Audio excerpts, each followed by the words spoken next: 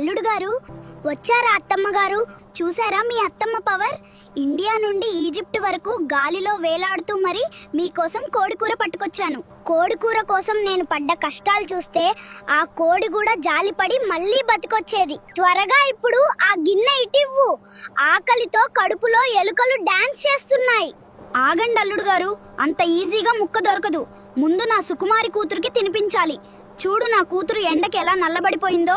మీ కూతురు సంగతి తరువాత ఈ గిన్నెలో కోడికూర సూప్ కనిపిస్తోంది, కానీ ఆ ముక్కలెక్కడ అత్తమ్మ గారు? అవును అల్లుడు గారు, ఇందులో కిలో కోడి ముక్కలుండాలి. ఎక్కడికి పోయాయి? ఏంటి మామయ్య, అత్త పక్కనుండగా నాకు కన్ను కొడుతున్నారు. కొంప తీసి మీరే తినేచారా? అదేం లేదు, అల్లుడు గారు హెలికాప్టర్లో వచ్చేటప్పుడు ముక్కలన్నీ ఎగిరిపోతుంటే మట్టి కొట్టుకుపోతాయని నా నోటితో పట్టుకుంటే నా కడుపులో పడ్డాయి, అంతే. అబ్బబ్బబ్బా, భలే కవర్ చేస్తున్నావు మావయ్య. నువ్వు కావాలనే తిన్నావని నాకు తెలుసు. ఏవండి, నా అల్లుడి ముక్కలు మీ కడుపులోకి వెళ్ళాయా?